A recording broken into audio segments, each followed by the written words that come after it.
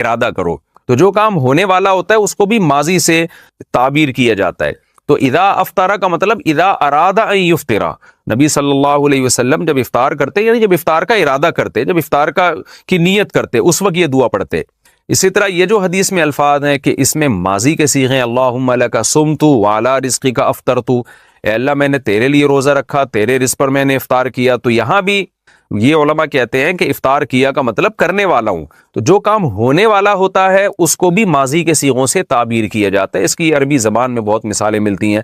تو اب دونوں طرف دلائل ہیں اور کوئی یقینی دلیل کسی ایک مسلک کی تائید کے لیے بھی نہیں ہے. البتہ ہماری رائے میں یہ جو دوسرا موقف ہے یہ زیادہ دلیل کے لحاظ سے اس لیے افضل معلوم ہوتا ہے. دوسرا موقف کیا ہے کہ افطاری سے پہلے پڑھنی چاہیے یہ دعا، یعنی افطاری کے وقت، افطاری کا بالکل ٹائم ہو چکا ہے تو آپ کھجور کھانے سے پہلے، پانی پینے سے پہلے یہ دعا پڑھ لیں، اللہم لک صمت وعلی رزقک افطرت، یہ پڑھ کے آپ کھائیں. تو وہ یہ موقف ہماری رائے میں اس لیے ہے کہ تعامل ناس ہے، عامۃ المومنین اسی پر عمل کرتے چلے آ رہے ہیں کہ عام طور پر یہ دعا افطاری سے پہلے پڑھی جاتی ہے. اور ویسے بھی دو دعائیں ہیں، تو ایک افطاری سے پہلے پڑھ لی جائے اور ایک افطاری کے بعد، کیونکہ افطاری کے بعد والی جو دعا ہے وہ تو متعین ہے، ذهب الظما وابتلت العروق وثبت الاجر انشاء اللہ تعالی.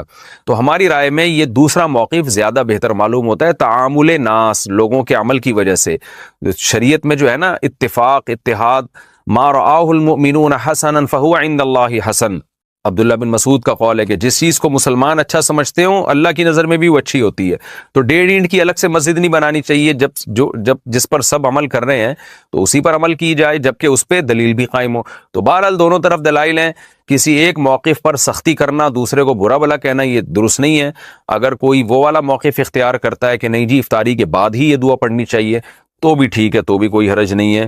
تو کوئی حرج نہیں ہے اس میں. تو ہماری رائے یہ ہے کہ بہتر ہے کہ پہلے پڑھ لی جائے اور دوسری والی دعا افطاری کے بعد پڑھی جائے.